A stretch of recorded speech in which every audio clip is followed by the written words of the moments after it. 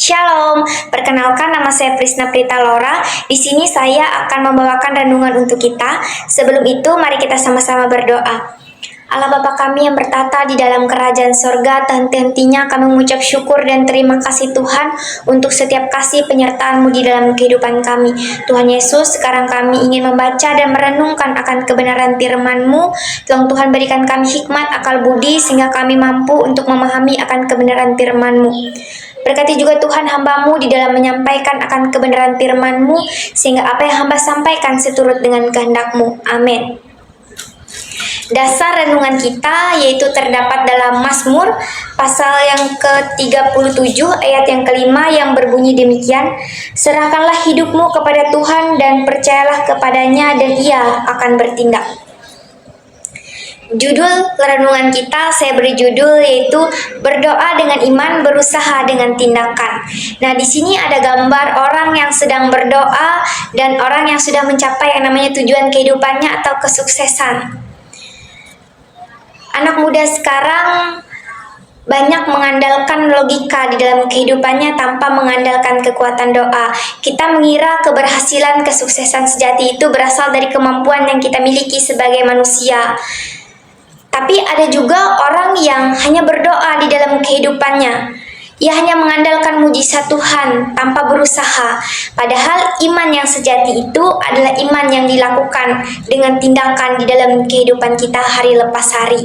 Bagaimana anak muda dapat menyeimbangkan antara doa dan berusaha supaya hidupnya berjalan sesuai dengan kehendak Tuhan? Ada 3 cara. Yang pertama itu berdoa dengan iman dan keyakinan yang terdapat dalam Filipi pasal yang keempat ayat yang ke-6. Janganlah hendaknya kamu khawatir tentang apapun juga, tetapi nyatakanlah dalam segala hal keinginanmu kepada Tuhan dalam doa dan permohonan dengan ucapan syukur. Berdoa artinya bergantung kepada Tuhan. Doa itu bukan hanya kata-kata yang keluar dari mulut kita, tapi doa adalah nafas kehidupan kita sebagai orang percaya. Kita bilang sama Tuhan, Tuhan aku membutuhkan pertolongan-Mu di dalam kehidupanku. Artinya kita bergantung sepenuhnya kepada Tuhan di dalam kehidupan kita. Jangan bergantung kepada kemampuan diri sendiri. Namun faktanya banyak anak muda yang menganggap doa itu tidak terlalu penting. Kita lebih percaya kepada kemampuan yang kita miliki sebagai manusia. Tapi ketika gagal baru kita datang kepada Tuhan, baru kita berdoa kepada Tuhan, baru kita memohon kepada Tuhan. Padahal doa itu dilakukan di awal sebelum melakukan segala hal di dalam kehidupan kita. Ilustrasinya begini. Ketika kita menggunakan Google Maps untuk menunjukkan arah atau alamat yang ingin kita tuju. Tapi karena tidak adanya koneksi internet, Google Maps tersebut tidak bisa menunjukkan arah dengan benar. Begitu juga doa. Doa adalah koneksi rohani kita dengan Tuhan yang menghubungkan kehendak kita dengan kehendak Tuhan.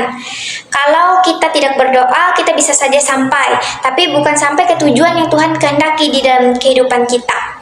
Tuhan itu mau kita bergantung kepada Tuhan. Kita mengkomunikasikan semuanya kepada Tuhan, bukan karena Tuhan tidak tahu apa yang kita inginkan di dalam kehidupan kita, tapi karena Tuhan mau kita sebagai anak-anaknya itu mengandalkan Tuhan di dalam kehidupan kita.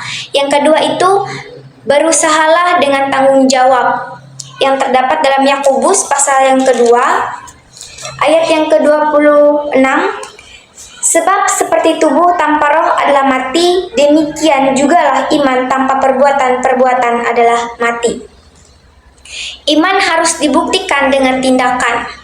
Kalau doa adalah bentuk ketergantungan kita kepada Tuhan, maka usaha tindakan itu adalah bentuk tanggung jawab kita kepada Tuhan. Namun kadang-kadang kita mengira bahwa ketika kita sudah berdoa, kita hanya menunggu mujizat yang datangnya daripada Tuhan. Tapi sebenarnya iman yang sejati itu adalah iman yang dilakukan dalam tindakan dalam kehidupan kita. Tuhan mau itu kita tidak hanya berdoa, tapi kita juga berusaha di dalam kehidupan kita. Iman yang benar selalu bergerak, bukan hanya berdoa. Tuhan itu tidak mau kita malas karena merasa Tuhan pasti menolongku ketika aku berdoa. Ya, Tuhan itu pasti menolong kita. Tapi Tuhan akan menolong orang yang berusaha dalam kehidupannya. Orang yang mau untuk belajar, mau untuk mencapai tujuan dengan usaha yang sesungguhnya di dalam kehidupannya.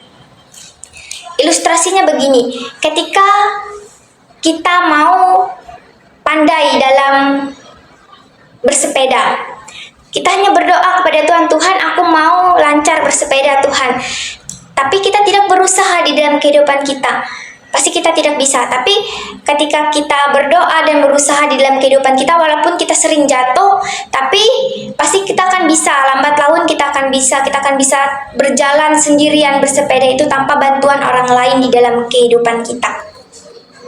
Yang ketiga itu, berserahlah kepada waktu dan rencana Tuhan yang terdapat dalam Amsal pasal yang ke-16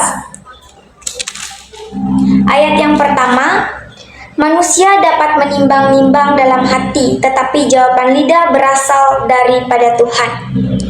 Hasilnya kita serahkan kepada Tuhan. Di dalam kehidupan kita pasti kita mempunyai tujuan atau rencana, tapi tidak semua apa yang kita inginkan itu bisa terjadi di dalam kehidupan kita. Tuhan mau kita itu tidak hanya berdoa, berusaha, tapi kita juga harus setia pada waktu dan rencana Tuhan di dalam kehidupan kita. Berserah itu bukan berarti kita pasrah, tapi ketika kita sudah menampilkan yang terbaik, melakukan yang terbaik, pasti Tuhan akan memampukan kita, pasti Tuhan akan menolong kita untuk mencapai tujuan atau rencana yang ingin kita tuju di dalam kehidupan kita sesuai dengan waktu dan rencana Tuhan. Tuhan bekerja lewat proses, tidak selalu cepat. Tapi kadang anak muda itu malas menunggu waktu Tuhan. Ada yang ingin hasilnya instan. Ada juga yang kecewa karena hasilnya tidak sesuai dengan yang diharapkan. Tapi yang harus kita ingat bahwa ketika kita sudah menampilkan yang terbaik, ketika kita sudah melakukan yang terbaik, pasti Tuhan akan menuntun kita, memberikan kita pencapaian, memberikan kita keberhasilan sesuai dengan apa yang kita lakukan, sesuai dengan waktu dan rencana Tuhan di dalam kehidupan kita. Quotes untuk kita yaitu, doa memberi arah, usaha membawa langkah. Artinya doa itu memberikan kita jalan yang baik, ke arah yang baik, dan usaha itu yang menggerakkan kita untuk mencapai tujuan atau rencana di dalam kehidupan kita.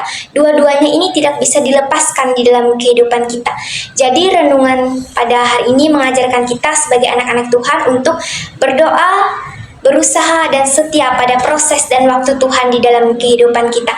Maka Tuhan akan membuat berhasil apa yang menjadi rencana atau harapan yang ingin kita capai di dalam kehidupan kita. Sebelum kita mengakhiri renungan kita, terlebih dulu kita sama-sama berdoa.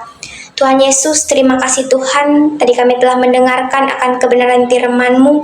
Biarlah melalui kebenaran firman-Mu Tuhan, kami boleh menjadi anak-anak yang selalu mengandalkan Tuhan di dalam kehidupan kami, yang selalu setia pada waktu dan rencana Tuhan di dalam kehidupan kami. Tuhan Yesus, kami serahkan apa yang menjadi rencana, tujuan di dalam kehidupan kami, sehingga apa yang menjadi rencana dan tujuan kami itu boleh Tuhan buat berhasil di dalam kehidupan kami. Di dalam nama Tuhan Yesus kami berdoa dan mengucap syukur. Haleluya. Amin.